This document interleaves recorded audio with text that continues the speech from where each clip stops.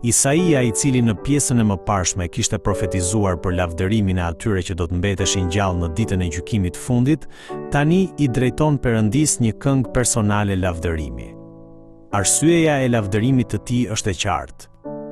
Përmes gjykimit Perëndisë, i cili thyen arrogancën dhe krenarinë njerëzore, më në fund të gjitha kombet do të arrin ta kenë frikë atë.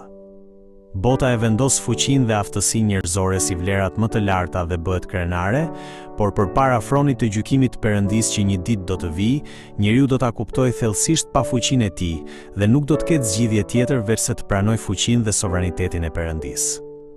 Isaia shpall se në atë kohë, ata që kishin vuajtur në shtypjen e të ligjve më në fund do ta lavdërojnë Perëndinë.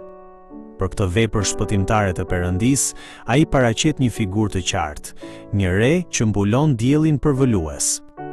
Ashtu si, sado e madhe të jetë nxehtësia përvëluese, kur një re e bllokon diellin, më në fund mund të shijohet freskia e hijes, po kështu, kur Perëndia gjykon shtypësit, të shtypurit do të përjetojnë çlirimin dhe gëzimin e vërtetë.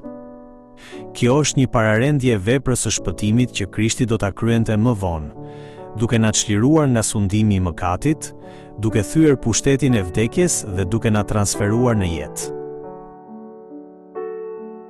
Isaia profetizon se në botën e përtërirë përmes gjykimit të Perëndisë, Perëndia do të shtrojë një gosti të begatë për të gjithë popujt. Dhe ai shpall 3 hire që Perëndia do t'u dhurojë njerëzve në atë gosti. Së pari, ai do të shtrojë një gosti të begatë me ushqimet më të mira, në mënyrë që ata të përjetojnë gëzim të përsosur. Së dyti, ai do të fshi plotësisht çdo pikëllim dhe turp që populli i tij ka përjetuar. Së treti, ai do ta zhduk përgjithmonë vetë vdekjen e cila e kishte mbajtur njerëzimin të lidhur. Kështu, populli që, me anë të hirit të Perëndisë, është çliruar nga robëria e vdekjes dhe ka marrë lirinë, nuk mund të mos e lavdërojë Perëndinë me emocion dhe gëzim.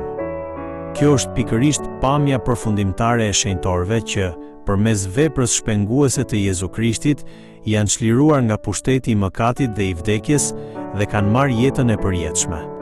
Atëherë shenjtorët do të këndojnë, ashtu siç rrëfen psalmisti: Po, sepse ti ke çliruar jetën time nga vdekja, sytë e mi dhe lotët dhe këmbët e mia nga rrëzimi.